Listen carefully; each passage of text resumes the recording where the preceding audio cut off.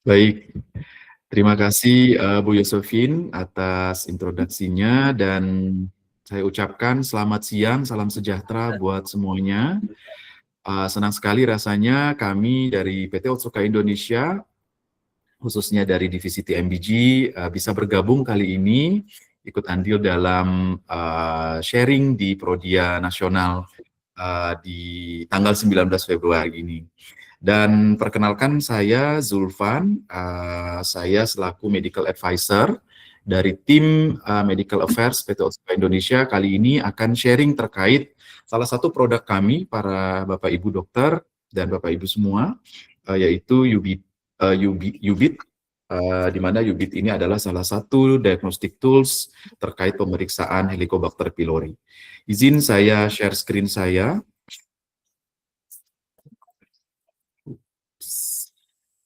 Entire screen.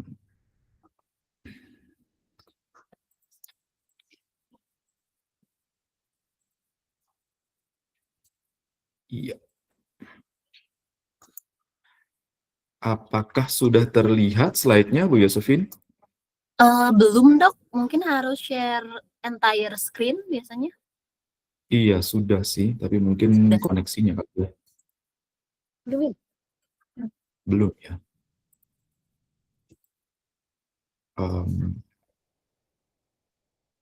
Kalau ini sudah Kak? Nah, barusan ada tapi hilang lagi. Oh. Coba. Sudah kelihatan Kak? Slide-nya? Belum ada dok. Belum ada ya? Sebentar ya, duplicate slideshow.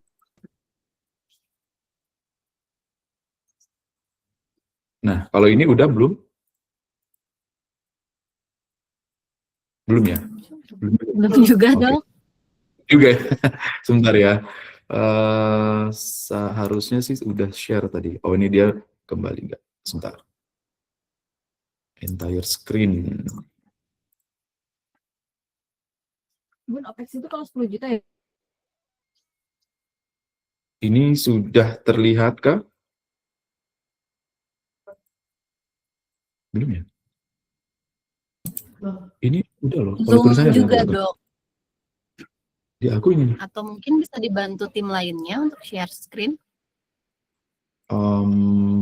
Sebentar. Atau mungkin dia maunya stop sharing dulu ya. Mungkin dia harus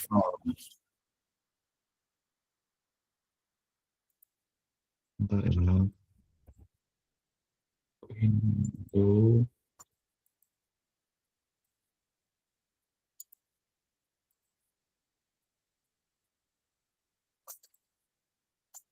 Kalau ini sudah? Belum ya?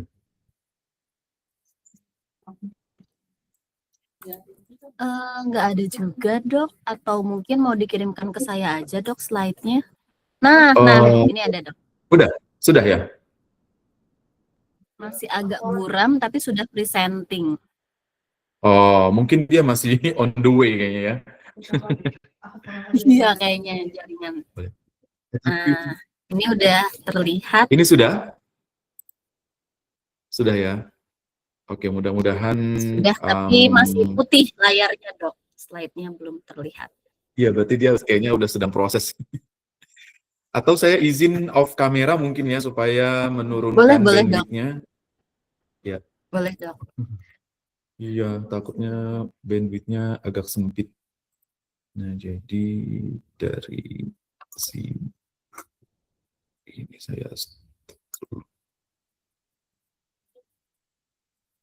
show my screen. Sudah ya? Ini sudah kelihatan? Sudah dok, tinggal dipilih untuk slide-nya. Show my screen anyway.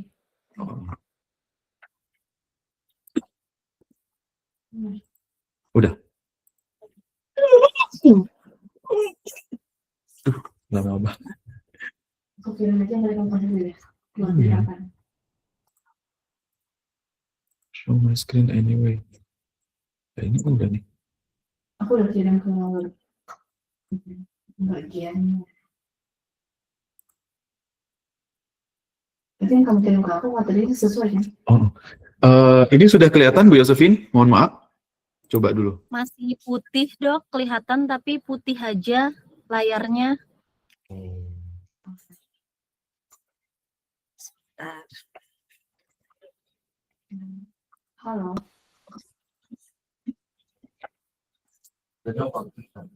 Bilang aja aku udah kirim ke dia ke bagian. Mbak Bu Nia sudah kirim ke Bu Yosefin juga sih slide-nya. Oh iya, sebentar. Iya nih. Karena saya harus pindahkan dulu. Sebentar. Iya, sebentar. baik. Kenapa ya ini? Gimana ya pindahin dari WA nih? Mau. Bentar saya ulang, saya coba sekali lagi ya, sekali lagi. Iya, Mudah-mudahan atau mungkin bisa. boleh leave dulu dok, masuk lagi, kadang juga Baik, bisa. saya coba leave dulu ya, oke. Baik dok.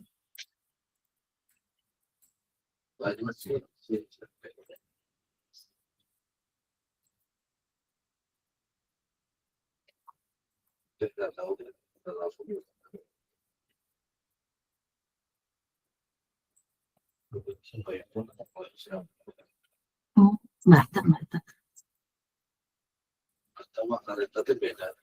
Beda.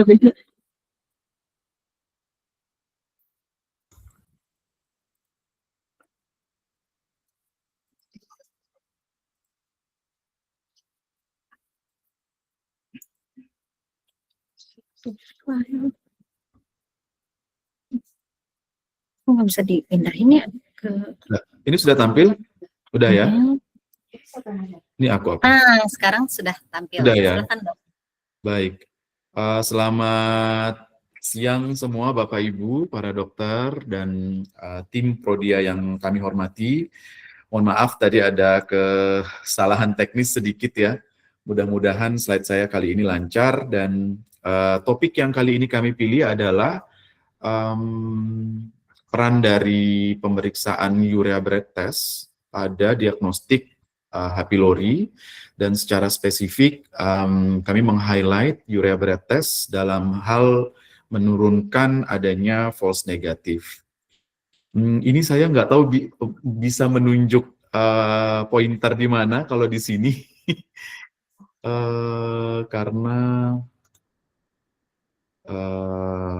Karena ini versinya bukan yang entire screen, jadi nggak ada, ini bukan entire screen. Ya udah deh. Oke, anyway, saya coba next slide dulu.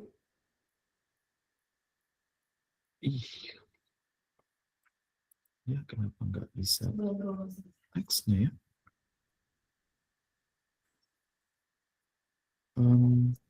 Kalau yang dijago ya nanti.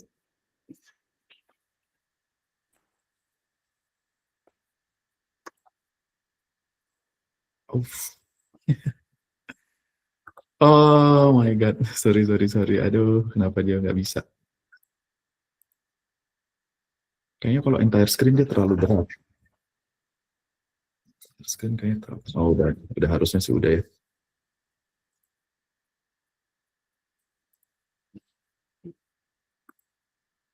Nah, ini sudah kelihatankah? Sudah ya? Sudah dok. Cuman belum share screen aja. Belum share screen ya. Display ini duplicate harusnya. Nah, udah ya. Nah, sudah. Baik. Ya, kita langsung mungkin masuk ke topik pertama. Di slide ini sebenarnya kami ingin menunjukkan bahwa data dari World Cancer Report sebenarnya sejak 2012, jadi sudah hampir lebih dari 10 tahun yang lalu ya, itu di Amerika sendiri sudah di Amerika dan Eropa dinyatakan bahwa kekhawatiran akan adanya keganasan di saluran cerna, khususnya di Gaster, itu angkanya semakin hari semakin meningkat. Dan kalau di Indonesia sendiri sebenarnya ada satu data lain di mana data ini secara spesifik ingin melihat apakah di wilayah Indonesia sebaran atau secara epidemiologis pola infeksi H. pylori pada pasien-pasien khususnya yang menderita dispepsia seperti apa. Karena berdasarkan penelitian yang ada, begitupun dengan literatur-literatur yang sudah dipublikasi, keterkaitan antara H. pylori dengan adanya keganasan di lambung atau gastric cancer itu dinyatakan cukup erat keterkaitannya, sehingga memang perlunya pembuktian infeksi H. pylori pada pasien-pasien utamanya mereka yang dicurigai kemudian berkembang gejala klinisnya dari hanya mungkin sekedar gastritis ataupun gastropati menjadi sesuatu yang lebih serius, penting untuk diketahui. Dan sebagai dasar dari itu adalah data ini, di mana di Indonesia dikatakan secara umum di 5 pulau besar di Indonesia, angka prevalence dari H. pylori itu di 22% lebih pada pasien-pasien yang mengalami gejala dispepsia. Kita tahu dispepsia ini adalah salah satu kondisi yang timbul pada pasien-pasien yang sering sekali mengeluhkan adanya keluhan-keluhan terkait pencernaan ataupun lambung. Dan secara spesifik pasien-pasien dengan dispepsia yang datang berobat ke GP itu 30% positif H. pylori-nya. Begitupun mereka yang datang ke layanan subspesialis atau spesialis, dalam hal ini gastroenterologis, 50%, jadi setengah dari pasien-pasien yang menderita dispepsia itu positif. Dan kalau kita breakdown lagi, ternyata memang ada beberapa keterkaitan ethnicity ataupun suku dan daerah di mana tempat H. pylori ini kemudian lebih dominan, yaitu diantaranya adalah di Sumatera, Aceh, kemudian Bali, dan Batak, dan beberapa etnis yang lain yang kemungkinan memiliki angka prevalensi lebih tinggi.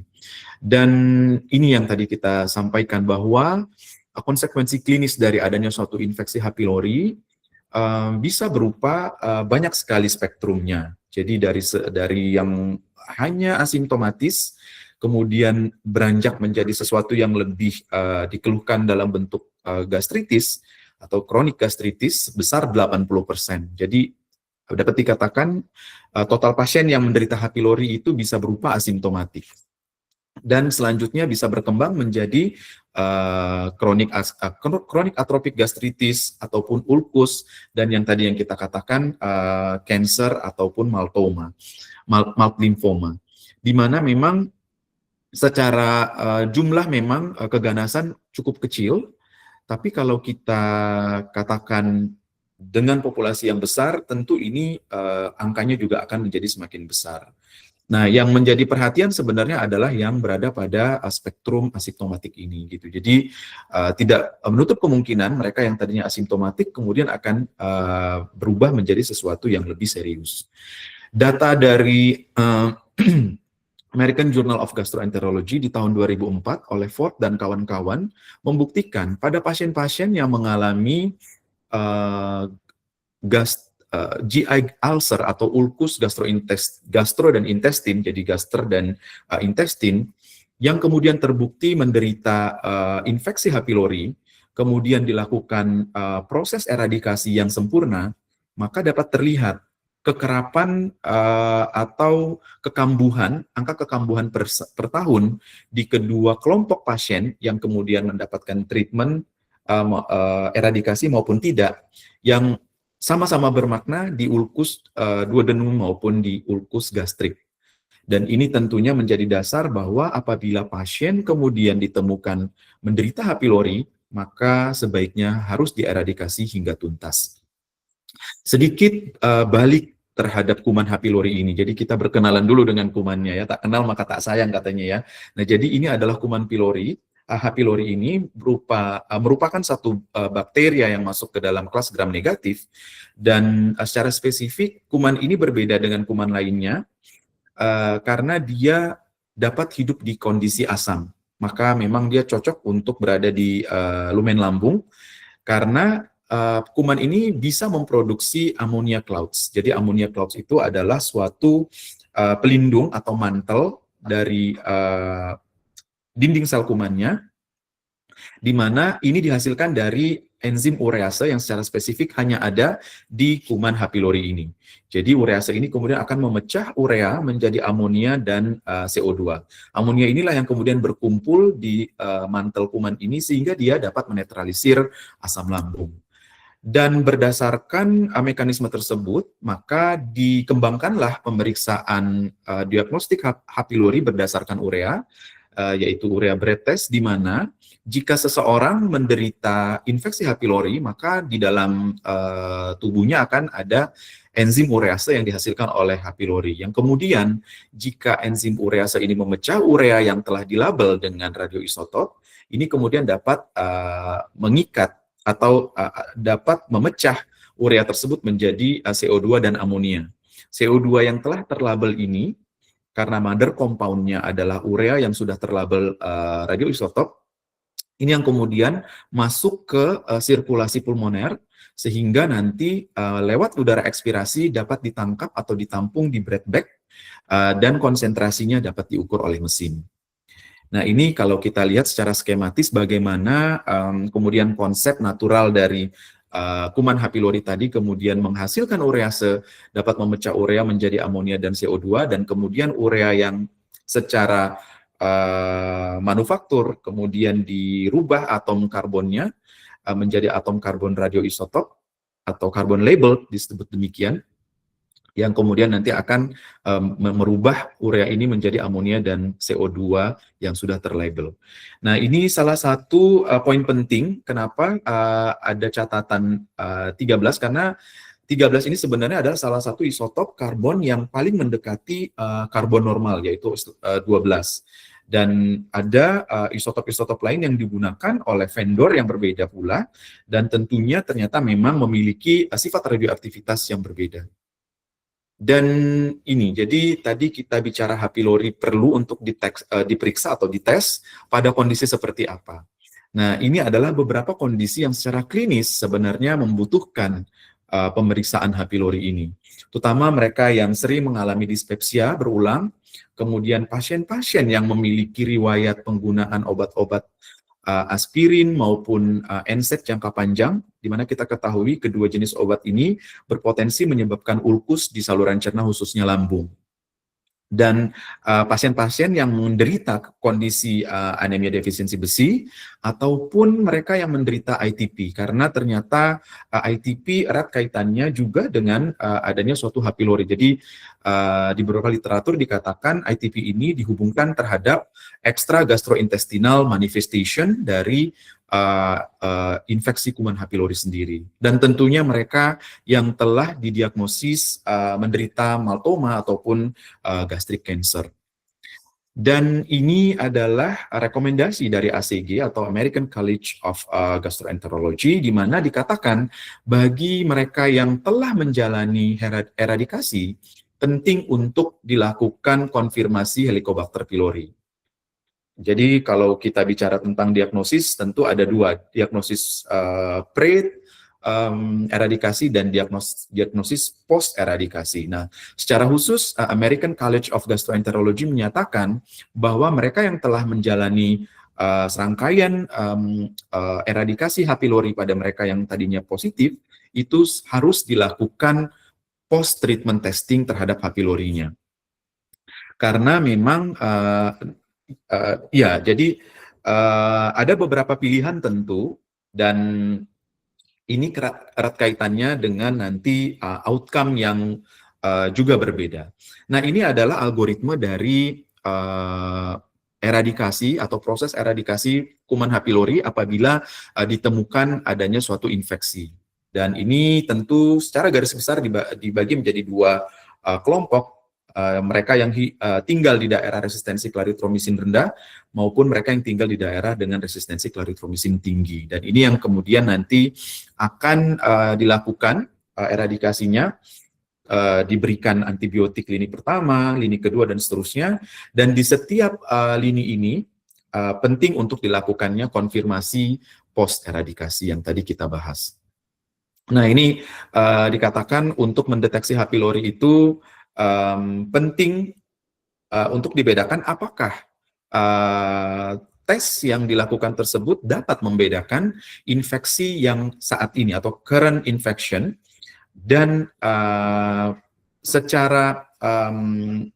secara laboratorium juga seharusnya bisa membuktikan apakah pasien tersebut sudah bersih atau sudah tereradikasi H. pylorinya secara sempurna apabila sudah dilakukan eradikasi. Nah, ini ada beberapa highlight points terkait tadi prevalensi dan tipe-tipe pasien berdasarkan gejala klinis, di mana pemeriksaan H. pylori dalam hal ini berbasis urea atau urea breath test examination penting untuk dilakukan atau dapat menjadi pilihan apabila memang pasien-pasien tersebut mengalami symptomatic peptic ulcer disease. Dan tadi mereka yang mengkonsumsi NSAID atau antiplatelet jangka panjang, kemudian mereka yang sudah menjalani post eradikasi dan mengalami dispepsia berulang. Dan ada beberapa key point juga yang mungkin perlu untuk dipertimbangkan berdasarkan data prevalensi yang disampaikan oleh konsensus PGI dan penelitian dilakukan oleh Prof. Arif Fahrial. Dikatakan bahwasanya pada pasien-pasien yang tinggal di daerah endemis, contohnya katakanlah Sumatera dan Sulawesi, bagi mereka yang melakukan medical check-up secara rutin, ada tempatnya untuk dilakukan pemeriksaan H. pylori ini. Karena tadi, jadi memang H. pylori, infeksi H. pylori memiliki spektrum yang cukup luas dan tidak jarang berakhir dengan sesuatu yang cukup fatal. Ini adalah konsensus terakhir tentang penata laksanaan dispepsi dan infeksi Helicobacter pylori yang telah direkomendasikan oleh Perkumpulan Gastroenterologi Indonesia atau PGI bersama khususnya di kelompok studi Helicobacter pylori Indonesia, di mana dari konsensus ini sebenarnya UBIT atau yang masuk ke dalam kelas UBT itu sudah direkomendasikan sebagai salah satu modalitas diagnostik yang cukup direkomendasikan. Dan ya, kita kembali ke konsep di mana sebenarnya diagnosis H. pylori, infeksi H. pylori ini dapat dilakukan melalui dua cara, yaitu yang melalui endoskopi, yang tentu ini adalah suatu prosedur medis yang invasif, dan yang tanpa endoskopi yang masuk ke dalam kategori non-invasif. Tentu masing-masing dari modalitas diagnostik ini memiliki fitur dan benefit yang berbeda-beda.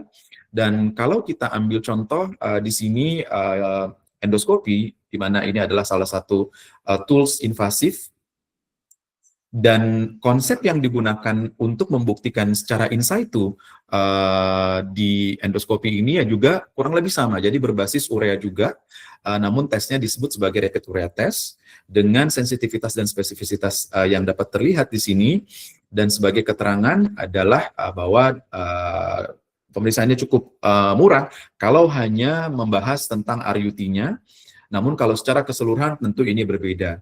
Dan lebih lanjut, jika diambil sampel jaringan akan dilakukan biopsi, maka ini yang menjadi tentu golden standard di mana ditemukan kuman H. pylori secara histopatologi. Namun beberapa challenge adalah terkait juga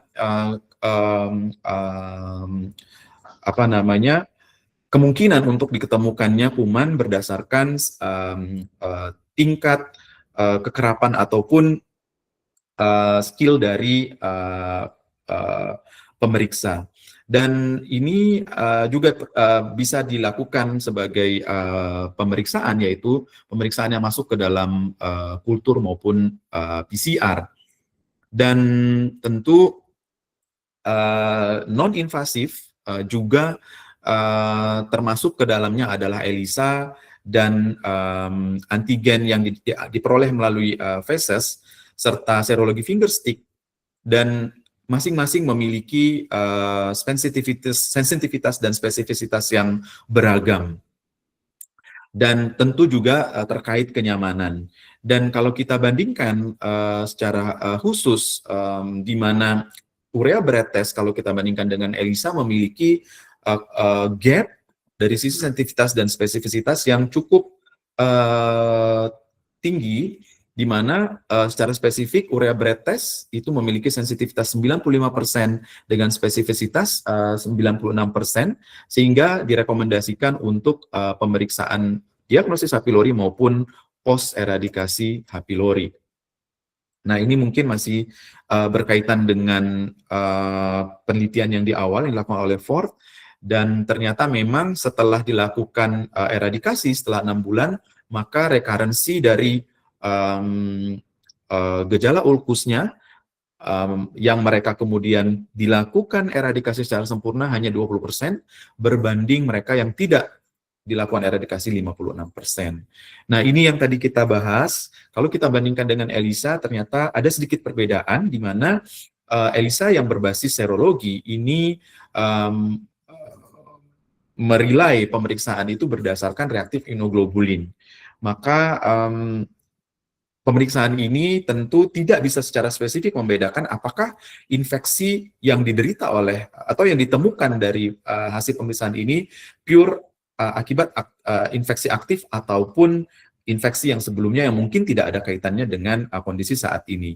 Sehingga sering sekali pemeriksaan ini jatuh ke ranah false positif, dan tentu ini akan berakibat terhadap keputusan klinis yang kemudian diambil oleh dokter yang merawat pasien tersebut. Dan di global, berdasarkan Maastricht Florence Consensus Report di 2016 yang sudah diupdate di 2023, kalau saya tidak salah, di 2023, UBT dikatakan di sana adalah salah satu pemeriksaan yang sudah direkomendasikan secara luas sebagai non-invasive test jika kita mengambil strategi test and treat untuk H. pylori ini. Tentu kita ingin ini menjadi strategi standar, karena memang jika sudah ditemukan, ya sebaiknya memang harus dieradikasi. Nah, ini adalah fitur dari UBIT dan mesin point of care one yang digunakan nanti pada saat pemeriksaan, di mana pemeriksaan ini cukup cepat, simple, dengan akurasi yang cukup tinggi, dan penting untuk diingat, lebih tidak radioaktif. Dan ini adalah 7 tahapan dari pemeriksaan UBT ini atau UBIT, dimulai dengan pemeriksaan pengambilan baseline breath bag. Sebelumnya pasien diminta untuk puasa minimal hanya 4 jam dan stop PPI dan antibiotik sebelumnya selama 2 minggu. Dan setelah itu kemudian minum tablet UBIT-nya, berbaring ke sebelah kiri supaya nanti kurvatura mayor dari lambung itu berada di atas, sehingga pencampuran dari tablet urea 13C-nya benar-benar bisa bercampur dengan baik. 15 menit kemudian, selama 15 menit kemudian pasien kita minta duduk, dan setelah 15 menit kita minta untuk mengambil breath sample yang kedua. Nah, ini yang kemudian kantong-kantong ini yang kita attach ke mesin POC1, dan mesin akan mengeluarkan hasil dalam waktu 2 menit. Nah, ini adalah beberapa catatan pada saat meniupkan udara. Sebenarnya tidak perlu step yang terlalu rumit, karena pasien cukup untuk menarik nafas dan membuangnya secara penuh untuk mengisi breath bag. Nah, ini data komparasi sedikit tambahan bahwa dari studi O'Hara diketahui bahwa di menit ke-20 ini adalah waktu yang paling ideal untuk mesin membaca kadar CO2 berlabel 13 tadi, karbon 13, yang konsentrasinya dapat dikatakan paling maksimal di semua mesin yang masuk ke dalam penelitian ini. Jadi menit ke-20, sebenarnya dari menit ke-10 sudah mulai terlihat, dan sustainable hingga ke-30, namun dikatakan secara statistik, menit ke-20 adalah waktu yang paling ideal bagi kita untuk mengambil sampel setelah pasien meminum UBIT-nya. Ini mungkin teknis terkait bagaimana kemudian POC1 ini perlu dilakukan preparasi, warming up, dan pada saat penggunaan. Kurang lebih ini adalah print out dari pemeriksaan ini, di mana nanti akan ada dua data, yaitu S1 sebagai baseline, dan yang S2 adalah sampel setelah pasien menelan tablet UBIT-nya. Dan ini salah satu lagi, jadi bahwa perbedaan dari UBIT dibandingkan dengan pemeriksaan dengan modalitas yang kurang lebih sama, namun mungkin menggunakan radioisotop yang berbeda. Secara spesifik UBIT dilapisi oleh coat film atau coated film tablet, di mana ini dimaksudkan supaya memang tablet UBIT ini benar-benar dirilis pada end organnya, yaitu di lambung. Jadi tidak di mulut atau tidak di tenggorokan atau kerongkongan ataupun di esofagus, demikian ya. Nah, jadi benar-benar terlepas dan tercampur rata di dalam lambung, sehingga apabila kontak dengan kuman H. pylori yang memiliki urease, benar-benar akan menghasilkan karbon yang sudah berlabel itu maksimal untuk dapat dideteksi oleh mesin. Gitu. Jadi ini salah satu strategi juga untuk meminimalisir false positif. Dan ini yang tadi kita bahas, bahwa secara literatur dikatakan bahwa pemeriksaan UBIT berdasarkan C13 urea tablet ini memiliki tingkat sensitivitas dan spesifisitas serta akurasi yang cukup tinggi. Dan ya ini dia setelah dilakukan diagnosis dan terbukti pasien memiliki infeksi H. pylori, kemudian dilakukan eradikasi, sebagai konfirmasi pos eradikasi juga sebaiknya dilakukan dengan tes yang sama. Ya, tadi kita sedikit bicara tentang bagaimana kemudian pasien perlu untuk dilakukan pemberhentian PPI selama 2 minggu, di mana kita ketahui mungkin pasien-pasien sudah mengalami ulkus ataupun ya mereka yang mengalami dispepsia itu sudah sering sekali mendapatkan terapi PPI. Dan ada satu studi yang membuktikan bahwa pada saat proses puasa PPI tersebut, ada satu terapi lain yang mungkin bisa menjadi pertimbangan untuk diberikan selama periode puasa ini, yaitu adalah rebamipid, di mana rebamipid dikatakan tidak mengganggu atau menginterfere hasil pemeriksaan dari UBIT ini. Jadi sebagai simpulan dapat kami katakan bahwa infeksi H. pylori di Indonesia masih merupakan suatu problem dengan angka prevalensi yang cukup tinggi, dan di mana infeksi H. pylori ini memiliki spektrum yang cukup luas secara manifestasi klinis, mulai dari yang asimptomatis sampai yang jatuh ke kondisi keganasan, sehingga perlu untuk melakukan pembuktian khususnya di daerah-daerah yang masuk dalam kategori high prevalence, pemeriksaan H. pylori ini. Dan UBT menjadi salah satu gold standard terhadap penegakan diagnosis maupun post-eradication confirmation dari H. pylori ini. Dan UBIT POC1 merupakan satu kombinasi tools yang cukup cepat, dapat menghasilkan kesimpulan, dan yang jika kita bandingkan dengan standar of care itu juga cukup baik. Dan mungkin itu yang dapat kami sampaikan, Ibu Yosefin dan para Bapak Ibu di tim Prodia. Mudah-mudahan ada manfaatnya. Lebih dan kurang saya mohon maaf. Saya kembalikan kepada Ibu Yosefin. Silakan, Bu.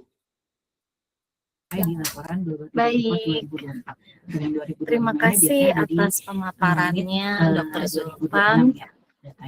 Silahkan jika ada Bapak Ibu yang mau bertanya di kolom komentar.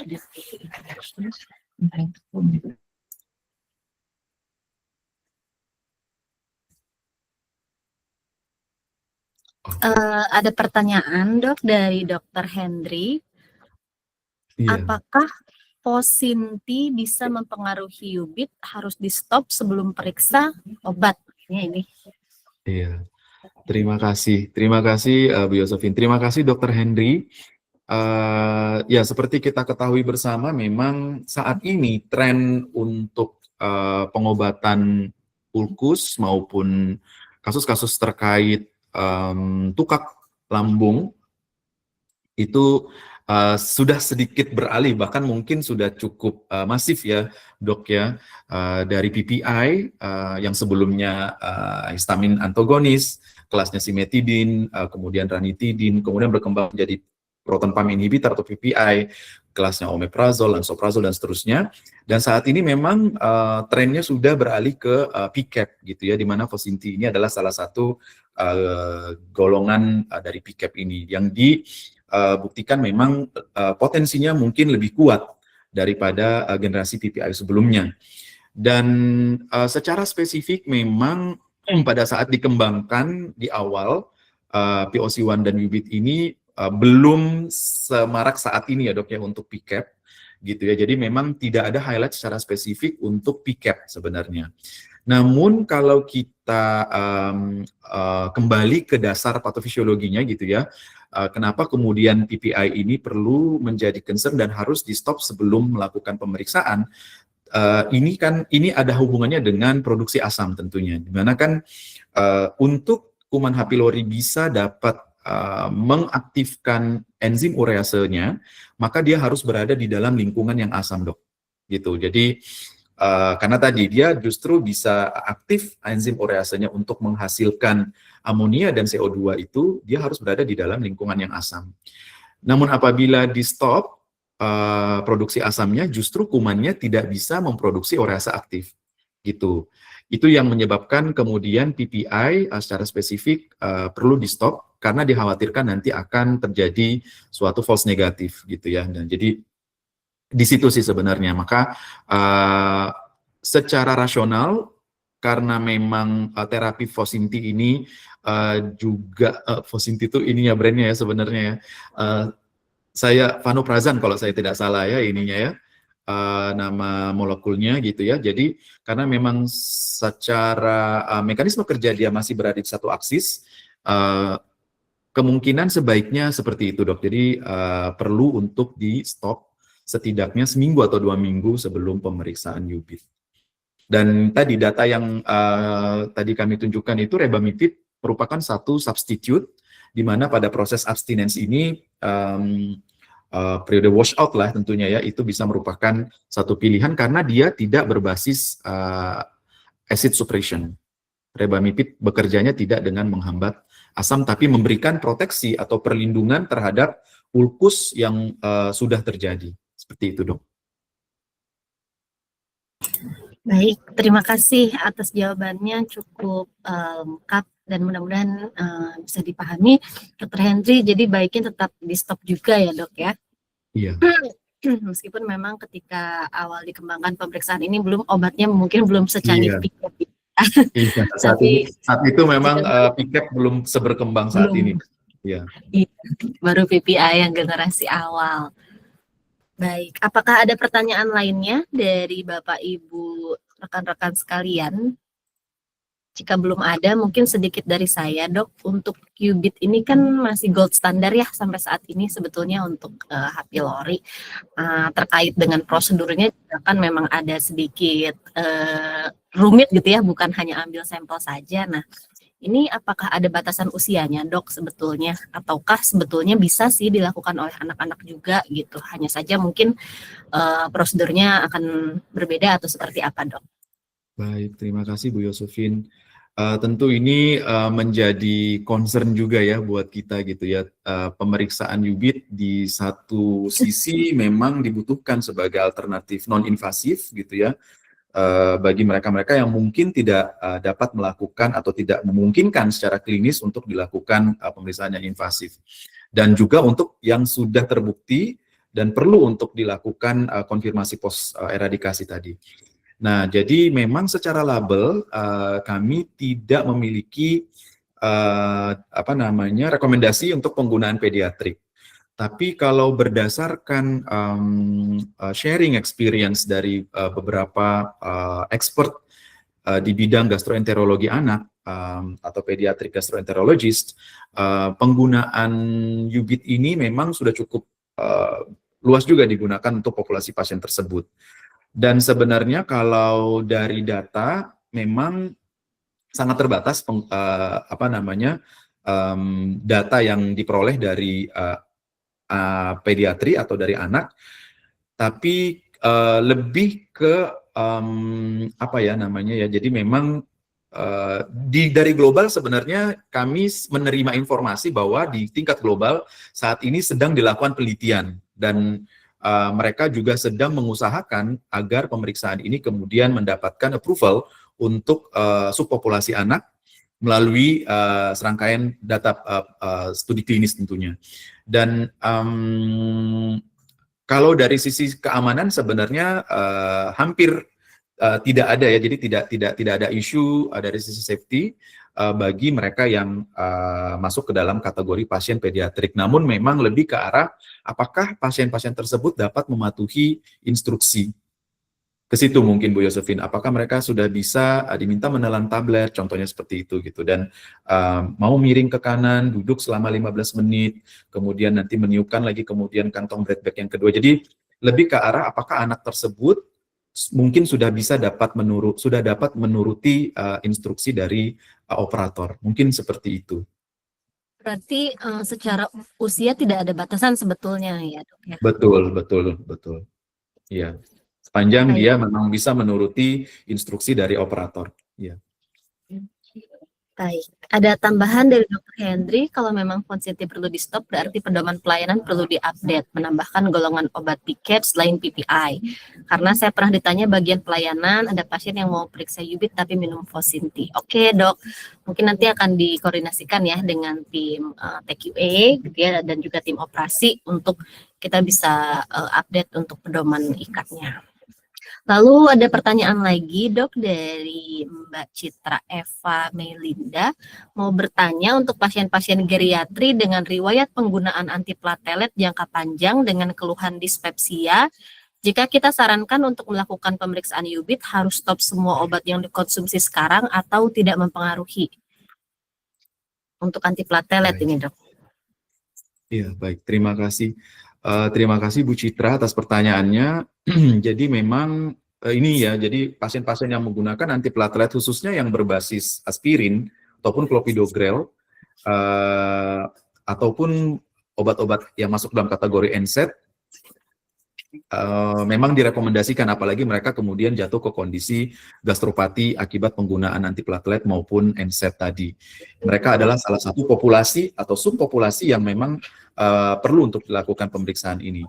Namun untuk obat-obat selain yang tadi disebutkan, sebenarnya tidak perlu untuk di stop, Bu. Jadi tidak ada keterkaitan antara obatnya, karena memang katakanlah memang pasien tersebut membutuhkan antiplatelet karena memang untuk maintenance penyakitnya gitu. Jadi itu tidak perlu di stop. Jadi boleh terus dikonsumsi sesuai dengan petunjuk dan saran dokter. Selain dari tadi PPI dan antibiotik gitu.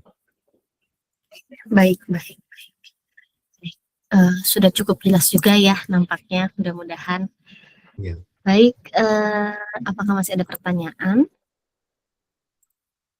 Ya, sudah tidak ada, waktu juga sudah selesai ya dok. Iya. Ini molor ini kelihatannya ya Bu ya. Mohon maaf. Ya. Tidak apa-apa, terima kasih Dr. Zulfan dan seluruh tim dari Otsuka. Mudah-mudahan nanti bisa ketemu lagi di lain kesempatan ya Mbak Nia dan juga semuanya. Baik, mungkin kita akan lanjut ke agenda yang kedua ya dok ya. Jika demikian kami persilahkan untuk teman-teman dari Otsuka untuk meninggalkan ruangan ini. Terima kasih. Terima kasih Bu Yosefin dan tim Podia. Selamat sore. Selamat sore dok. Baik Bapak Ibu sekalian yang ada di cabang dan di wilayah, kita akan masuk ke agenda yang kedua ya, yaitu adalah product refreshment oleh Mbak Gita terkait dengan topik systemic sclerosis profile. Silakan Mbak Gita.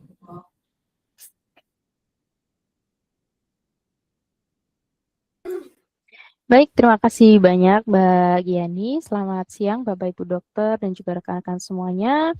Jadi untuk kesempatan hari ini kita kembali akan refreshment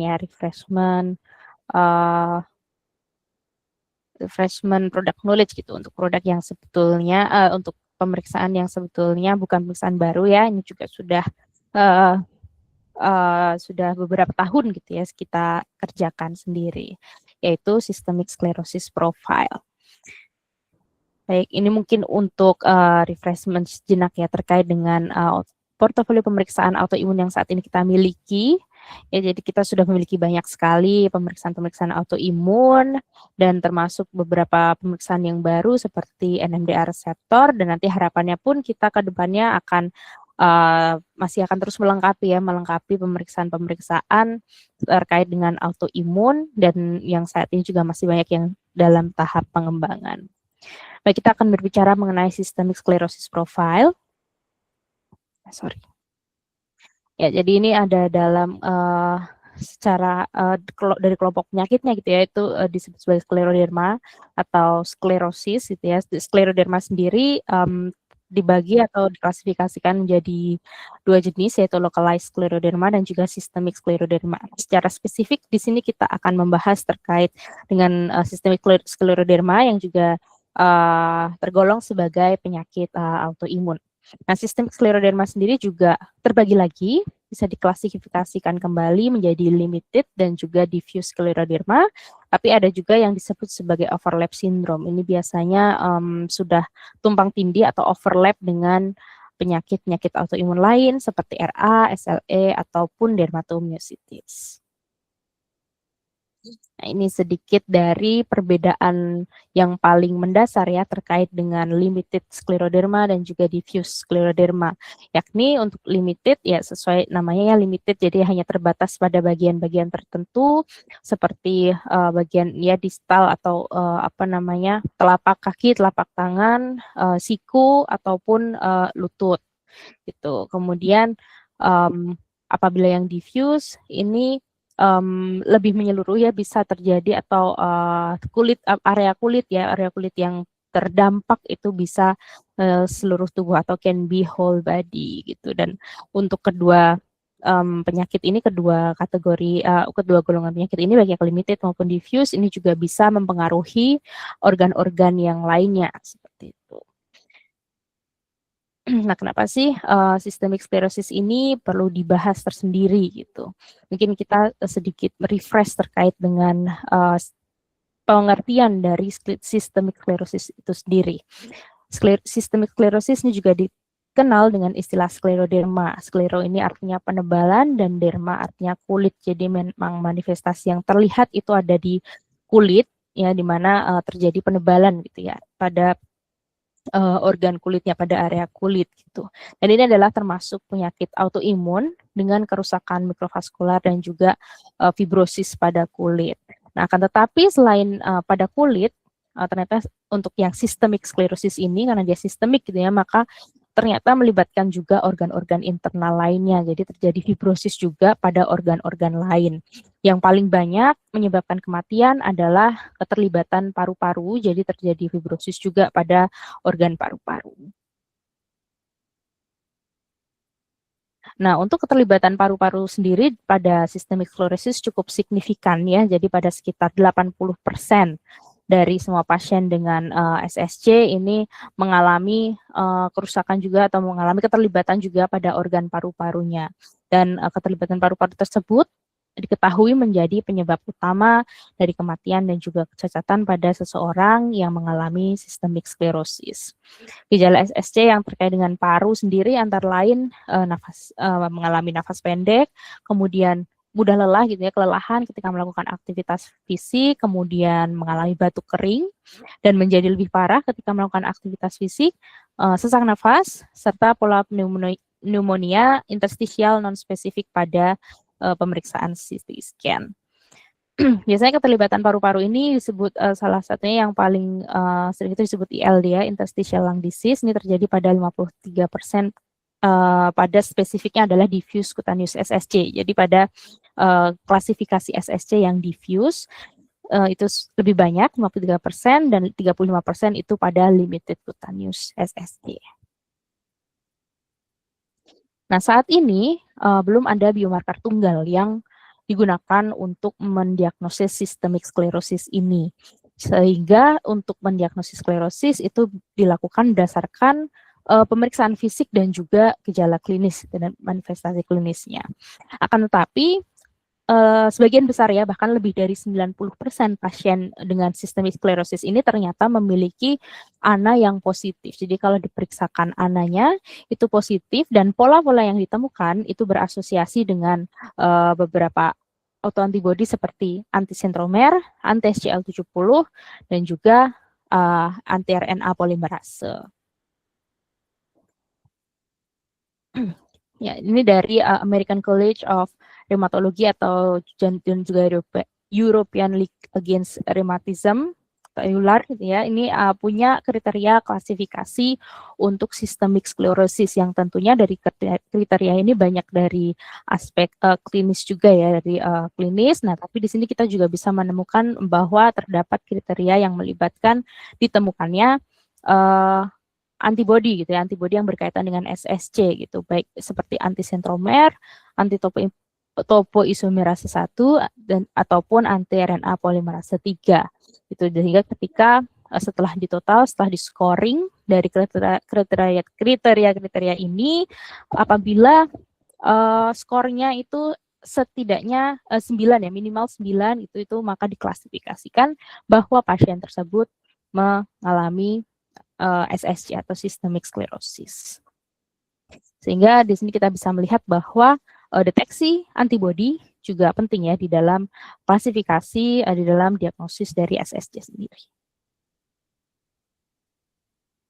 Nah, sehingga dalam pemeriksaan systemic sclerosis sendiri ada 3 jenis pemeriksaan ya yang bisa digunakan saat ini, terutama yang kita miliki. Tentunya untuk pemeriksaan yang paling umum yang biasanya digunakan di tahap paling awal yaitu ANA-IF. Lalu untuk yang sifatnya spesifik, lebih spesifik, dan kita punya 2 jenis ya yang bentuknya profile pemeriksaannya yaitu ANA profile dan juga systemic sclerosis profile. Nah, tadi sudah disebutkan bahwa lebih dari 90% pasien dengan SSC itu memiliki ANA yang positif. Gitu ya. Di sini juga kita bisa lihat bahwa memang ANA ini bisa ditemukan pada berbagai jenis penyakit autoimun yang sistemik gitu ya, seperti SLE mungkin yang paling umum. Tapi ternyata pada SSC pun, pada systemic sclerosis pun prevalensi ANA yang positif ini juga cukup tinggi ya, 85-95%.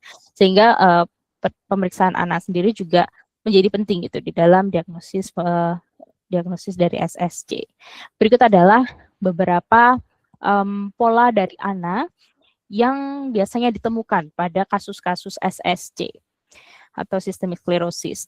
Biasanya pola yang paling ditemukan itu adalah speckled dan juga nukleolar, tapi ini untuk detail spesifik pattern antara lain ada yang speckled, ini biasanya berasosiasi dengan autoantibody SCL70 atau DNA topoisomerase 1.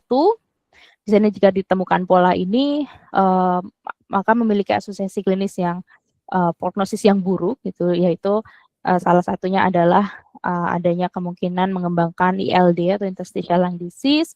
Kemudian juga ini pola lainnya adalah misalnya speckled dengan kode yang AC5 ya, ini berasosiasi dengan antibodinya RNA polimerase. Lalu nukleolar ya, di sini ada beberapa, barangkali nanti rekan-rekan bisa membaca lebih detail gitu, melalui slide ini. Ya, pada dasarnya adalah bahwa beberapa pola ANA ini kerap ditemukan ya, ini yang sering ditemukan pada kasus-kasus SSC. Tapi memang pola ANA itu kita ketahui dia kan belum spesifik ya, dia belum bisa spesifik menyatakan antibodi apa gitu ya yang terlibat atau yang ditemukan pada pasien. Jadi biasanya pola-pola ini berasosiasi dengan beberapa jenis antibodi tertentu. Nah, maka dari itu untuk bisa mengetahui apa jenis antibodinya, biasanya dilakukan pemeriksaan lanjutan, pemeriksaan yang monospesifik ya, yang secara spesifik mendeteksi jenis antibodinya. Nah, mungkin yang lebih umum di sini adalah biasanya kalau ANA IF-nya positif, maka akan dilanjutkan dengan ANA profile seperti itu. Nah, ANA profile di sini dia juga memiliki beberapa antibodi yang berasosiasi dengan systemic sclerosis, akan tetapi tidak banyak. Di sini kurang lebih hanya sekitar 3 jenis antibodi yang masuk di dalam ANA profile dan dia berasosiasi juga dengan kondisi SSC, yaitu ada SCL70, PMSCL100 dan juga sentromer protein B. Seperti itu. Ini adalah apa namanya untuk pada pemeriksaan anaprofile. Nah, akan tetapi barangkali misalnya pemeriksaan ANAIF-nya positif, kemudian secara klinis ada kecurigaan kuat ke arah systemic sclerosis, tetapi ternyata kok dari anaprofile tidak ada nih yang positif. Nah, barangkali antibodi yang terlibat itu adalah antibodi lain yang tidak include di dalam anaprofile. Nah, di sini kita punya pemeriksaan lain ya rekan-rekan. Kita ketahui bahwa tadi SSC sendiri bisa dikategorikan jadi diffuse SSC, limited SSC maupun overlap. Nah, untuk masing-masing kategori ini ternyata jenis dari antibodinya pun beragam sekali. Ada banyak sekali jenis antibodi yang terlibat. Kalau tadi di anaprofile hanya ada SCL70, kemudian sentromer protein B dan juga PMSCL100. Oh, ternyata tapi pada SSC tidak hanya 3 jenis antibodi tersebut gitu yang bisa ditemukan, yang bisa terlibat, tapi ada lebih banyak. Nah, di sini kita juga memiliki pemeriksaan yang memang lebih spesifik gitu ya terhadap systemic sclerosis. Kita beri nama pemeriksaan ini adalah systemic sclerosis profile yang pemeriksaan ini mencakup deteksi 13 jenis antigen ya atau antibodi yang berkaitan dengan SSC. Ini sehingga di sini memang lebih spesifik dan lebih lengkap gitu untuk kondisi SSC. Jadi bisa mendeteksi antibodi yang berkaitan dengan diffuse SSC maupun limited SSC dan bahkan overlap syndrome gitu ya. Seperti tadi ada RO52 juga. Dan seperti halnya pemeriksaan anaprofile yang mungkin sudah lebih umum dan sudah lebih dulu dikerjakan, systemic sclerosis profile ini juga memiliki atau menggunakan metode yang sama, yaitu kita menggunakan strip plot gitu ya, dan alat yang kita gunakan di Prodia adalah EuroPlot-1. Ini adalah detailnya dari pemeriksaan systemic sclerosis profile, dimana tadi ini mencakup semua kategori dari SSC ya, untuk yang diffuse SSC. Selain SCL70, kita juga memiliki di dalam pemeriksaan ini ya bisa dideteksi juga RP11, RP115, dan juga fibrillarian. Kemudian untuk yang limited SSC, selain sentromer protein B, juga dideteksi juga sentromer protein A atau NOR90, kemudian untuk yang overlap tadi PMSCL75 atau anti-KU. Di sini pun juga include PDGFR untuk rare disease marker serta RO52 yang merupakan ini sebetulnya marker yang tidak spesifik terhadap SSC, tetapi dia bisa ditemukan pada penyakit autoimun dan penyakit infeksi dengan prevalensi 5-81%. Nah, kemudian mengapa sebetulnya penting mengetahui tipe SSC? Jadi antibodi tadi kan fungsinya untuk mengkategorikan ya apakah seseorang itu mengalami SSC yang diffuse atau limited SSC gitu. Karena hal ini berkaitan dengan perbedaan jenis penyakit yang seringkali menyebabkan komplikasi. Tadi mungkin pada tabel-tabel di depan juga telah dicantumkan ya bahwa diffuse dan juga limited SSC itu biasanya karakteristik organ yang terlibat juga berbeda. Sehingga ini juga penting untuk dibedakan karena komplikasi yang terjadi pun antara kedua klasifikasi tersebut bisa berbeda. Pada diffuse SSC, prevalensi penyakit yang paling tinggi adalah fibrosis paru-paru atau ILD ya, interstitial lung disease, itu yang sering disebut dan juga ditemukan pada seseorang yang mengalami SSC. Lalu selain itu ada kardiak, terlibatan penyakit pencernaan ya, GI dan juga renal sebagai penyebab kematian. Nah, sedangkan pada limited SSC, prevalensi penyakit yang paling tinggi adalah pulmonary arterial hypertension atau PAH, kemudian kanker dan juga aterosklerosis. Sehingga jenis penyakit SSC itu perlu dibedakan pada tahap awal diagnosis untuk kemudian dapat mengetahui progresivitas dan juga kemungkinan komorbiditas di masa yang akan datang.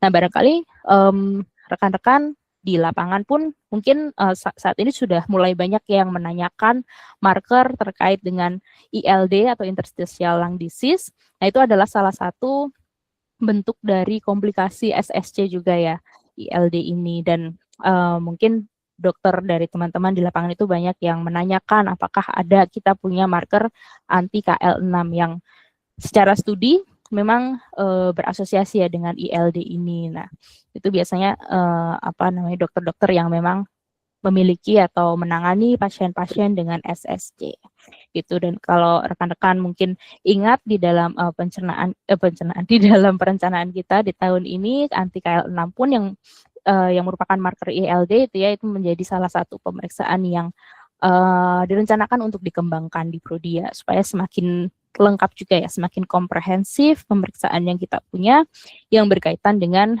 autoimun, meskipun itu adalah bentuk komplikasinya gitu, tidak langsung pada autoimunnya. Nah, ini adalah prevalensi autoantibody systemic sclerosis terhadap antigen spesifik SSC. Jadi untuk setiap jenis antibodinya memang prevalensinya pada kondisi atau pada penyakit SSC itu berbeda-beda.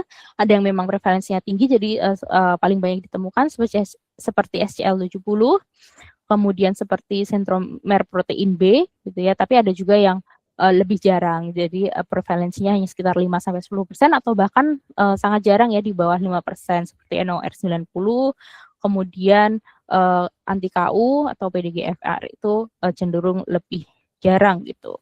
Akan tetapi pada pemeriksaan systemic sclerosis profile, baik yang rare gitu ya, baik yang jarang ataupun yang prevalensinya tinggi, itu bisa dideteksi sekaligus. Ya, dan untuk setiap antibody, setiap jenis antibody pun ternyata itu bisa berkorelasi dengan prognosis yang berbeda-beda. Ada yang berasosiasi dengan prognosis yang buruk seperti SCL70 atau misal fibrilarin gitu ya, tapi ada juga yang prognosisnya baik seperti sentromer protein A dan juga B. Sehingga memang ini menjadi salah satu alasan juga mengapa deteksi antibodi menjadi krusial ya, menjadi penting juga di dalam diagnosis dari SSC. Ya, sehingga ini adalah workflow dari diagnosis systemic sclerosis ya, ini yang berbasis pemeriksaan lab gitu. Pada awalnya barangkali klinisi itu bisa melakukan order atau mengirim pasiennya untuk memeriksakan ANA gitu ya, yang paling umum, atau memang pemeriksaan autoimun yang paling standar itu, paling dasar itu, yaitu ANA IF. Dan apabila ditemukan positif dengan pattern-pattern ya tadi, speckled, nukleolar atau sentromer, itu dapat dilakukan konfirmasi menggunakan pemeriksaan yang lebih spesifik yang berbasis kalau yang kita miliki sekarang adalah berbasis strip plot gitu ya, immunoblot seperti ANA-IF ataupun langsung yang spesifik ya, systemic sclerosis ANA profile atau systemic sclerosis profile. Akan tetapi kalau memang sejak awal kecurigaannya sudah sangat kuat ke arah sklerosis, itu pada dasarnya bisa juga langsung diperiksakan untuk multiparameter assay-nya menggunakan systemic sclerosis profile. Ya, ini mungkin sebagai reminder saja bahwa untuk pemeriksaan immunoblot atau strip plot ini interpretasi pemeriksaannya itu berdasarkan intensitas sinyal yang terdeteksi pada masing-masing stripnya. Jadi tadi kan untuk setiap stripnya itu sudah dilapisi antigen yang sangat murni, dan apabila terjadi ikatan dengan antibodi yang ditemukan di dalam sampel pasien, maka akan terjadi perubahan warna gitu ya pada masing-masing stripnya. Dan perubahan warna tersebut intensitas sinyalnya akan diukur dengan alat yaitu Euroline scan, kemudian akan diinterpretasikan ya apakah negatif, borderline, positif atau positif kuat. Ya, ini adalah untuk contoh hasil dari SSC profile dan pemeriksaan ini menggunakan metode immunoblot dengan jenis sampel serum. Stabilitasnya juga cukup panjang ya, 14 hari pada suhu 2-8 derajat Celcius, dan frekuensi kerjanya itu saat ini hari Senin sampai Sabtu. Oke, jadi mungkin sebagai penutup ya, jadi supaya tidak terlalu panjang karena ini hanya refreshment.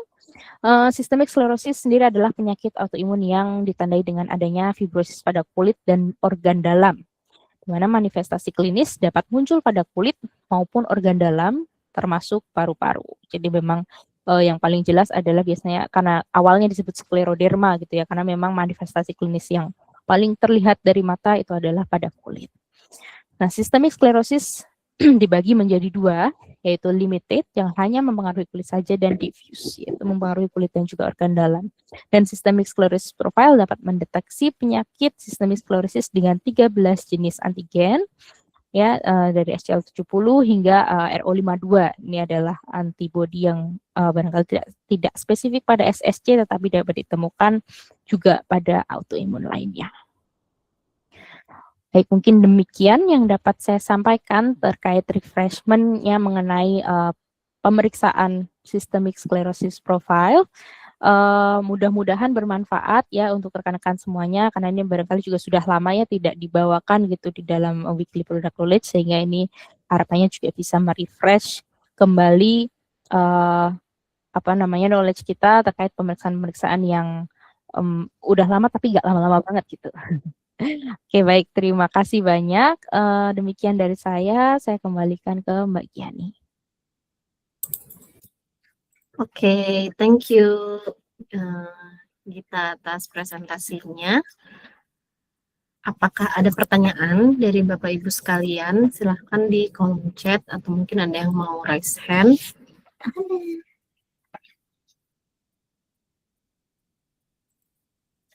Ini salah satu masuk ke tes perkenalan, masih tes perkenalan ya? Udah enggak? Intensifikasi. Udah intensifikasi. Wow. Dipasarkan. Ini juga masuk salah satu tes KPI ya, gitu yang mungkin harus digencarkan juga nih terkait dengan pertumbuhannya di tahun 2026 ini ya. Masuk. Apakah ada pertanyaan? Jika belum ada pertanyaan, mungkin nanti bisa disusulkan aja ya, karena ini kan pembicara internal kita. Jadi kalau ada pertanyaan bisa langsung di chat aja ke Google Chat-nya Mbak Amadea Sanggita Kinanti ya. Thank you Git atas pemaparannya. Terima kasih. Kita akan lanjut ke pemateri yang ketiga ya. Pemateri yang ketiga dari tim DITI, Mbak Yudit apakah sudah bergabung? Sudah bergabung bagian. Ya, oke. Untuk materi yang ketiga, kita ada pemaparan terkait dengan pionir ya. Silahkan Mbak Yudit. Oke. Dimulai. Oke, sebentar saya akan share screen ya.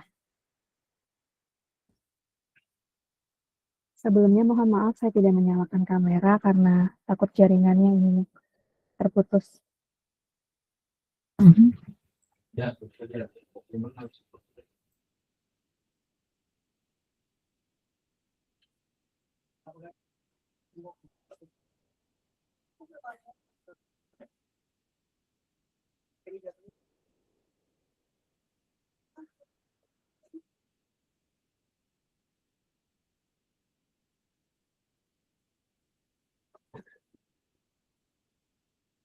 Oke, untuk slide-nya apakah sudah terlihat? Sudah, silahkan. Oke, baik. Selamat siang Bapak Ibu sekalian dan rekan-rekan yang ada di cabang di wilayah. Terima kasih untuk waktunya. Jadi untuk di siang hari ini mungkin sedikit update terkait dengan aplikasi yang mungkin sudah sering digunakan juga oleh teman-teman. Ini kita akan membahas terkait dengan Pioneer. Oke, apa itu Pioneer? Jadi Pioneer sendiri ini kita memiliki dua fungsi ya. Yang pertama fungsi sebagai repository, artinya Pioneer as a repository data, ini adalah data-data yang terkait dengan patient, kemudian hasil pemeriksaan, clinical examination, data demografiknya pasien itu sendiri, kemudian termasuk juga data-data yang ada di UBI-Prodia, yang kalau misalnya Bapak Ibu masuk ke aplikasi UBI-Prodia, di situ pasti kita akan diminta untuk mengisi onboarding survei gitu ya, riwayat kesehatan, kemudian health score, dan terkait dengan data vaksin, itu yang akan dikirimkan ke Pioneer sebagai repository data.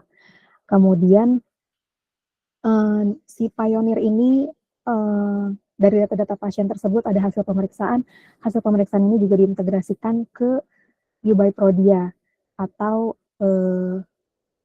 bisa dilihat secara aplikasi ya, hasil yang dimiliki oleh pasien. Dan juga untuk mematuhi regulasi pemerintah dari data MR pasien ini pun juga terintegrasi ke Satu Sehat. Nah, selain itu fungsi Pioneer juga sebagai website yang artinya bisa diakses oleh pasien maupun oleh dokter. Nah, jadi ini apa itu Pioneer? Pioneer ini adalah sebuah website yang kalau dari POV-nya sebagai pasien dan dokter ya, di mana pasien dan juga dokter bisa mengakses hasil pemeriksaan, kemudian tren kesehatan, kemudian kalau secara sebagai pasien itu juga bisa melihat status member loyalty-nya. Nah, siapa saja yang menjadi customer dari Pioneer? Yang pertama, kalau customer pasien sendiri, ini kita mengarah ke pria wanita yang usianya di atas 18 tahun, yang memiliki pemikiran terbuka gitu ya terkait dengan digitalisasi, kemudian mereka-mereka yang aware dan secara reguler mereka melakukan medical check-up, dan juga untuk pasien-pasien yang membutuhkan akses yang cepat untuk melihat hasil, kemudian pasien-pasien yang rutin melakukan konsultasi dengan dokter. Nah, kalau dokter sendiri, seperti apa nih dokter yang cocok untuk menggunakan Pioneer? Adalah dokter-dokter yang memiliki pemikiran terbuka terkait dengan digitalisasi, kemudian yang menghandle banyak pasien, umumnya adalah dokter-dokter GP ya. Kemudian membutuhkan akses yang cepat untuk melihat riwayat pasien, kemudian untuk dokter-dokter yang memiliki jam prakteknya itu lumayan padat. Nah, kalau kita masuk ke aplikasinya sendiri, pada saat nanti rekan-rekan membuka di Google atau di browser, itu misalnya ketik saja hasil.prodia.co.id, nah di situ kan akan ada muncul login page. Nah, di sini akan terlihat ada dua role nih, role sebagai pelanggan individu dan juga role sebagai dokter. Nah, namun ada satu role juga nih as admin. Admin ini adalah akses yang diberikan untuk rekan-rekan di cabang. Nah, kalau misalnya masuk di login page ini, nanti akan diminta untuk mengisi email dan juga password. Nah, di sini kalau rekan-rekan menyadari sesuatu ya, sebelumnya mungkin di Pioneer itu ada button untuk register. Nah, kalau yang sekarang ini button registernya tidak ada. Jadi untuk pasien ataupun dokter yang mau masuk ke Pioneer dan mau register, ini bisa meregistrasi melalui aplikasi UBI-Prodia atau Prodia for Doctor. Jadi kalau misalnya pasien yang dia sudah memiliki akun UBI-Prodia, itu username dan passwordnya akan sama seperti Pioneer. Jadi apa yang dipakai di UBI-Prodia bisa dipakai juga di Pioneer. Nah, sebaliknya untuk yang dokter ini juga sama ya. Kalau dokter yang sudah menggunakan Prodia for Doctor, akunnya ini bisa dipakai untuk login di Pioneer. Nah, kalau user yang akses ke Pioneer sebagai pasien, ini ada fitur apa saja yang bisa dilihat oleh pasien. Nah, yang pertama adalah ada dashboard. Nah, di dashboard ini si pasien bisa melihat berapa hasil yang belum dibaca, kemudian berapa kali melakukan kunjungan ke Prodia, dan juga berapa loyalty points yang dia miliki. Nah, kemudian si pasien ini juga bisa melihat personal infonya. Misalnya apakah dia masuk dalam PCC. Nah, kalau misalnya masuk dalam PCC nanti akan ada nomor PCC-nya di sini ya. Kemudian ada patient ID-nya dan juga data dirinya. Nah, kemudian pasien ini juga bisa melakukan upload hasil, file hasil yang mungkin pasien ini periksanya di luar Prodia, kemudian dia mau nih untuk hasilnya tersimpan juga di satu aplikasi, ya misalnya di Pioneer, nah dia bisa mengupload file hasilnya di sini, di menu upload. Kemudian pasien juga bisa melihat hasil-hasil pemeriksaannya dia, sudah berapa kali datang ke cabang prodia mana saja, dokternya siapa, dan di sini pasien juga bisa melakukan download hasilnya. Kemudian pasien juga bisa melihat tren hasil ya. Ini bisa pilih tesnya apa, ini contoh kolesterol total. Nah, di sini bisa lihat nih dari beberapa kali pemeriksaan trennya seperti apa. Kalau misalnya hasilnya di luar dari nilai rujukan, nah ini akan ada warna merah. Kemudian pasien juga bisa melihat loyalty-nya ya, member loyalty-nya. Mulai dari voucher apa saja yang dia miliki, kemudian dia bisa melakukan redeem voucher juga, membeli voucher menggunakan poin, kemudian dia bisa melihat riwayat poinnya. Di sini bisa terlihat juga program-program promo atau poin atau voucher yang tersedia di Prodi ada apa saja. Nah, kemudian fitur yang terbarunya, Pioneer ini kita hasil-hasil yang di-download dalam bentuk PDF, ini akan diprotek menggunakan password. Nah, di sini pada saat user nanti klik tombol download, nah ini akan ada informasi bahwa hasilnya itu bersifat rahasia, dan hasil PDF-nya ini akan ada password-nya. Password-nya ini juga akan diinfokan formatnya seperti apa. Nah, nanti pada saat buka file PDF-nya ini juga akan diminta untuk masukkan password. Nah, kemudian kalau di dokter sendiri seperti apa nih? Misalnya user yang masuk ke Pioneer menggunakan akun dokter. Nah, di sini dokter bisa melihat berapa hasil baru yang masuk, kemudian berapa jumlah pasien yang ia tangani, dan juga berapa jumlah rujukan yang sedang diproses. Kemudian pada saat dokter mengakses menu hasil, nah di sini dokter bisa melihat hasil-hasil dari semua pasien yang ia tangani atau ia menjadi dokter perujuk dari pasien tersebut. Nah, kemudian dokter juga bisa melihat data pasien-pasien yang ia tangani. Kemudian di Pioneer ini dokter juga bisa membuatkan rujukan untuk pasien. Jadi di sini dokter bisa membuatkan rujukan baik untuk pasien yang sudah pernah periksa di Prodia maupun yang belum pernah periksa di Prodia. Nanti dokter bisa menambahkan pasien baru, kemudian bisa memberikan rujukan untuk pasien.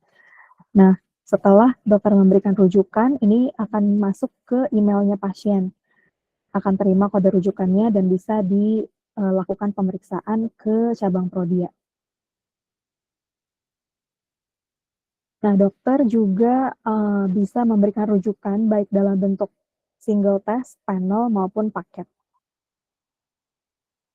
Nah, kalau untuk di admin sendiri seperti apa? Nah, ini mungkin dari rekan-rekan di cabang sudah familiar ya dengan menu atau dari admin role ini. Jadi yang pertama, kalau untuk yang aksesnya admin, ini bisa melihat dari berbagai outlet, ini mungkin untuk beberapa user saja yang bisa melihat ini, dari masing-masing cabang, ini sudah ada berapa pasien, dan sebagainya. Kemudian juga bisa melihat dari segi tes ya. Misalnya tes glukosa puasa, ini sudah ada berapa pasien yang melakukan pemeriksaan tersebut, dan seterusnya. Nah, kemudian di menu statistik pasien, nah di sini bisa terlihat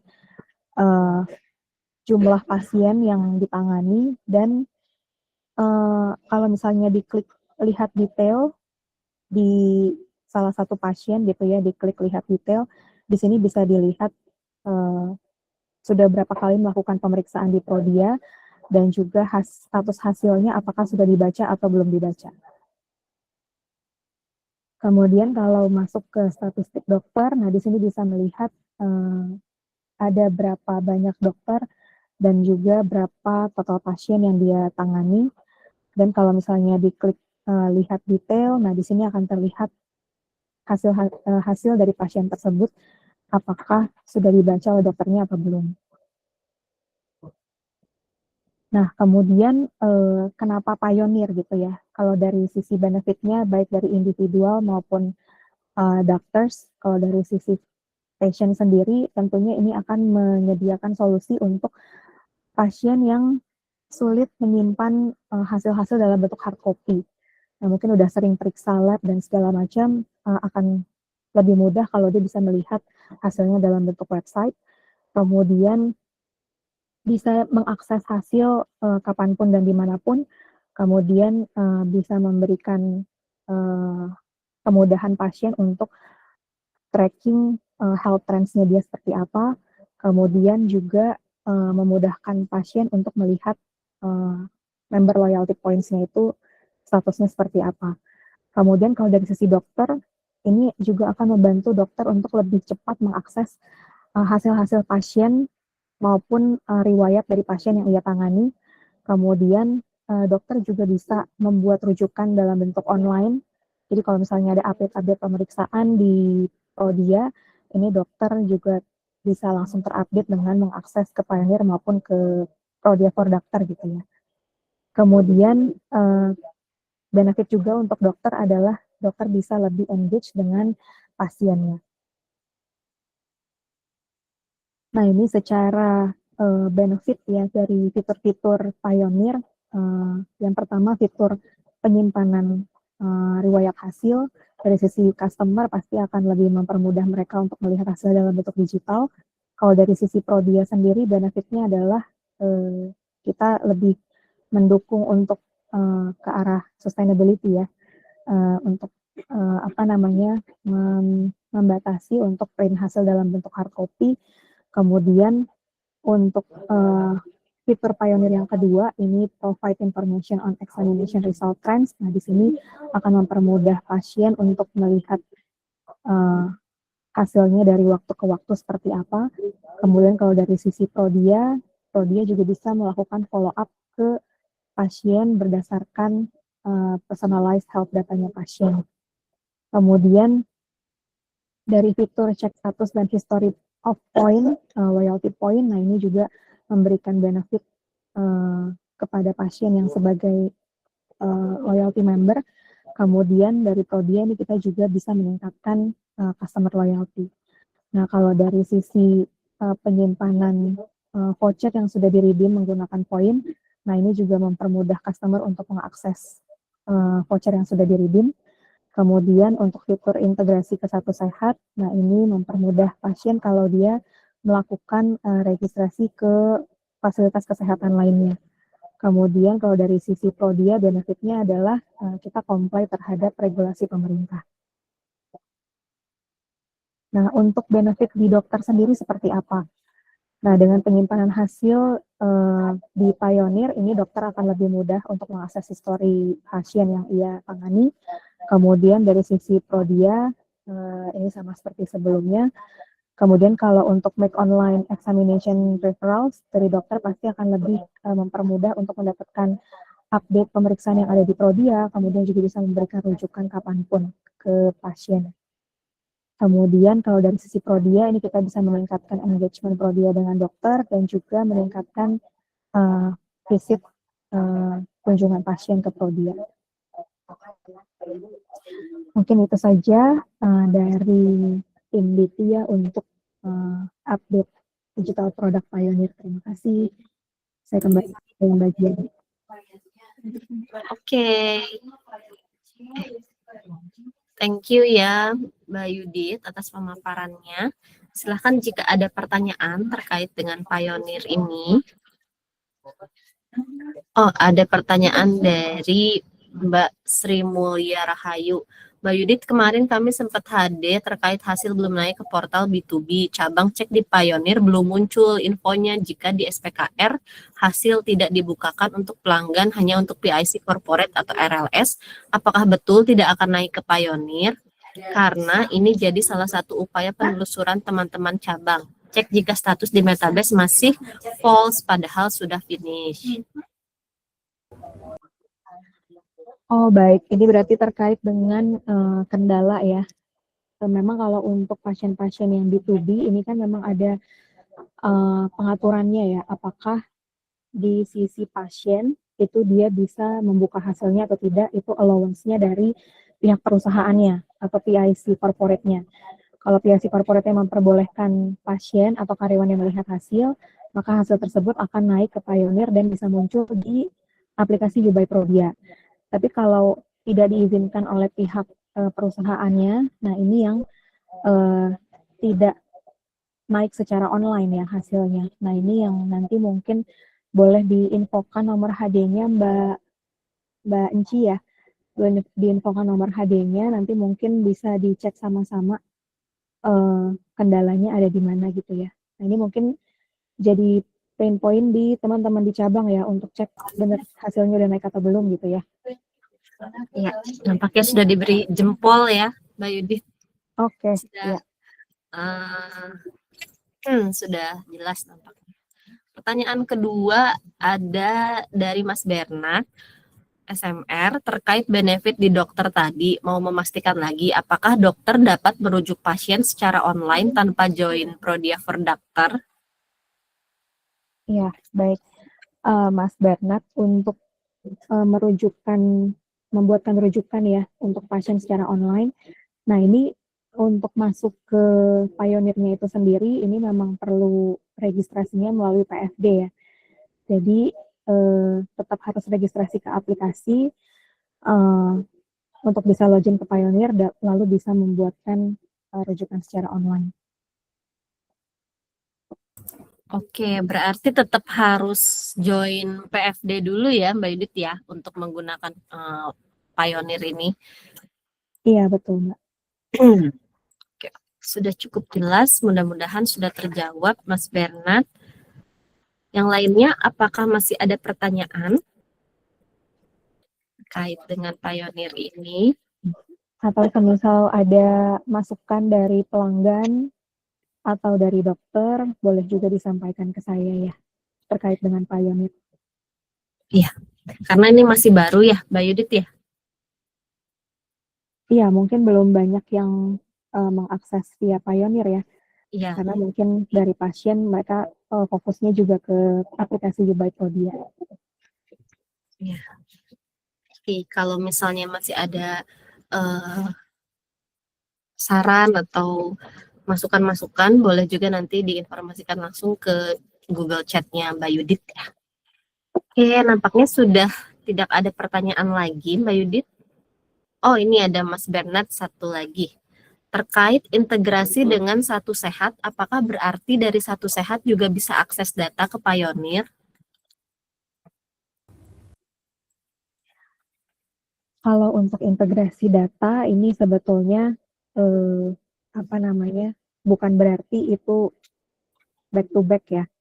Jadi sebagai pemenuhan regulasi Prodiya mengirimkan data ke Satu Sehat, tapi bukan berarti di Satu Sehat bisa mengambil data yang ada di Pioneer ya. Jadi memang untuk data-data tertentu saja yang kita integrasikan sesuai dengan regulasi. Oke, berarti tidak semuanya ya Mbak ya? Iya, betul.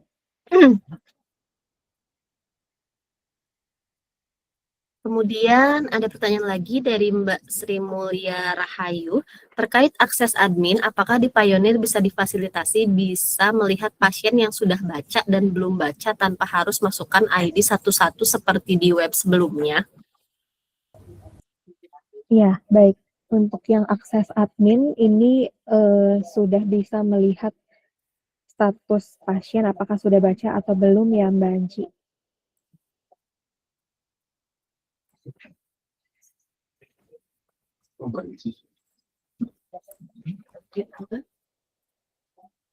Ini sudah bisa ya, tapi mungkin ada beberapa orang saja yang mendapatkan akses ini gitu. Oke, berarti sudah bisa ya di Pioneer ya? Iya, benar. Iya, sudah.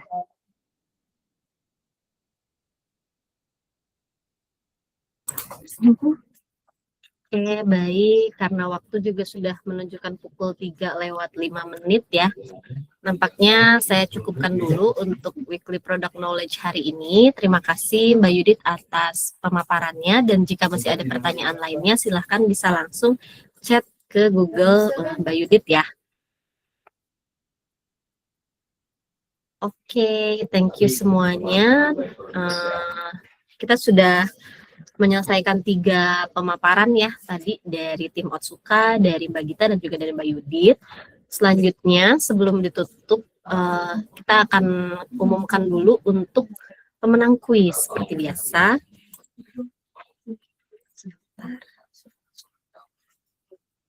Untuk pemenang kuis weekly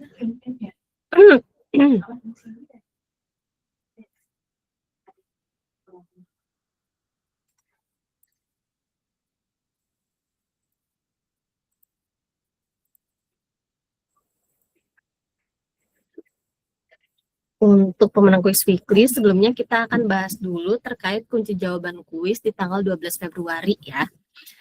Ini yang pertama, berdasarkan studi profil imunogenisitas, mayoritas penerima vaksin TV mencapai peningkatan titer antibodi anti-V secara signifikan pada waktu. Jawabannya adalah C, 4 minggu pasca vaksinasi.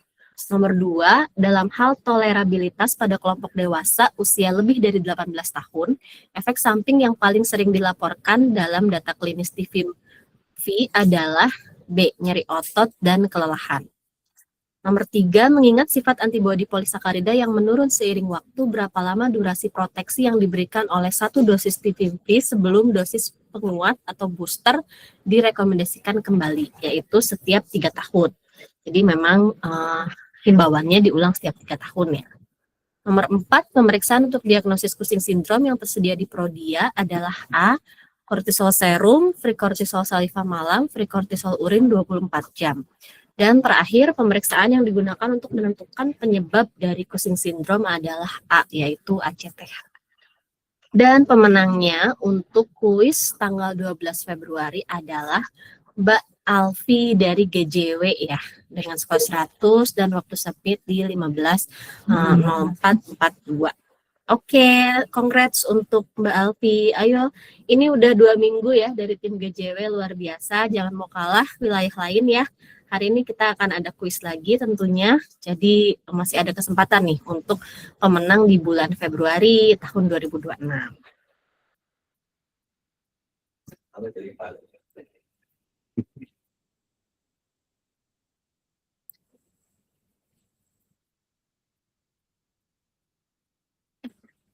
Gue mau defisit di sini apa di tempat dulu deh?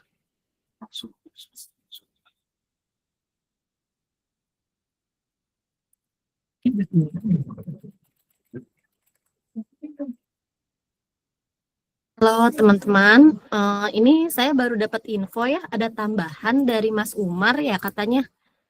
Mas Umar, apakah Mas Umar sudah bergabung? Ada sedikit Ya. informasi nih teman-teman, jangan dulu leave. Sedikit Mbak Giani, 5 menit. Boleh, silahkan Mas Umar. Iya, terima kasih Mbak Giani. Izin sebentar saja ya Bapak Ibu, dokter, para teman-teman di pemasaran dan di cabang. Mohon maaf, mungkin yang di sana sudah waktu mau berbuka ya. Selamat menjalankan ibadah puasa. Ya, selamat menjalankan Ramadan bagi Bapak Ibu semua yang menjalankan ya. Izin sedikit saja, saya menginfokan terkait dengan ada program update gitu ya, spesial add-on untuk 9 genomic test yang nanti disampaikan di belakang. Mudah-mudahan masih pada on ya. Kalau nanti bisa lihat di rekaman ataupun bisa confirm ke kami. Jadi dari data landasannya adalah ternyata pemeriksaan add-on kita itu 2024 sempat bagus Bapak Ibu Mas Mbak sekalian. Jadi cukup sangat signifikan terutama untuk multigenomics ya, tembus di hampir 400 lebih tes gitu ya selama tahun 2024. Kemudian di 2025 namun hampir semuanya itu turun gitu ya. Dari vascularis, tenris gitu ya, add-onnya semuanya turun serempak di tahun 2025. Nah, oleh karena itu di tahun 2026 ini maka kita akan meluncurkan program untuk bisa meningkatkan tes add-on terkait dengan genomik, terkait dengan 9 tes ini. Nah, ini spesial sekali gitu ya. Kalau kemarin sempat terinfokan dari tim Wajar sudah ada pelanggan prioritas yang mau gitu ya. Ya mungkin dari teman-teman nilai di area lain juga ada yang bisa memanfaatkan. Jadi single add-on itu dia di 2 juta gitu ya. Praktikalnya ini kontraknya. Praktikal add-on genomics di harga khusus genomics add-on 2026. Kemudian untuk bundlingnya juga lebih sangat spesial lagi gitu ya, dengan bundling 2 tes dari 9 tes ini, mau yang nomor 1 dan nomor 2 gitu ya, ergonomi dengan neuro, ergonomi dengan sleep and stress, dan sebaliknya semuanya itu di 2 tes tersebut dibanding menjadi 3 juta. Ini nama kontraknya. Sehingga totalnya itu dibanding ada 36 paket bundling add-on. Jadi bisa dimanfaatkan untuk yang memang sudah pernah mengambil pemeriksaan genomics.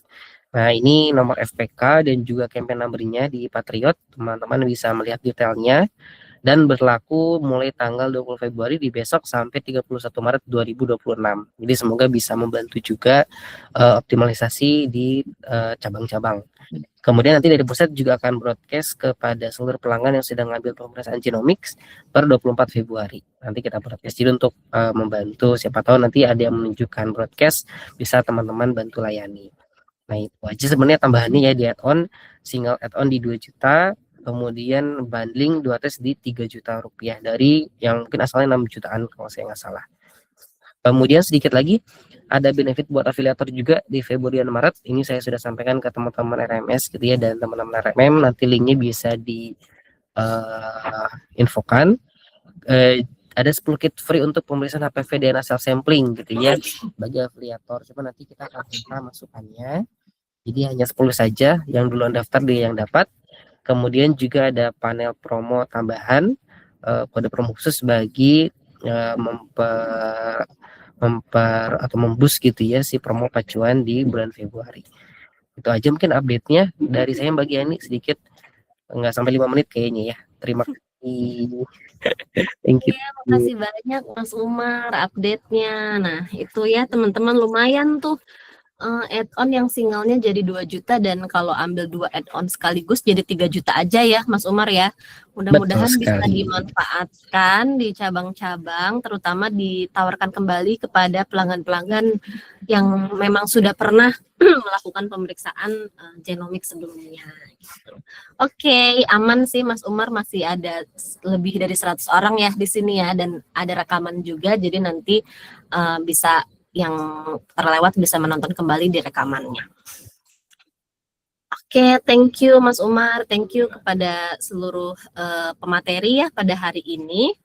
Dan dengan demikian saya tutup untuk Weekly Product Knowledge hari ini. Jangan lupa standby di grup Weekly karena sebentar lagi saya akan bagikan link untuk produk knowledge quiz di minggu ini. Thank you semuanya. Selamat siang dan selamat kembali beraktivitas. Selamat menunaikan ibadah puasa juga bagi yang menunaikan. Terima kasih. Terima kasih. Terima kasih. Selamat sore.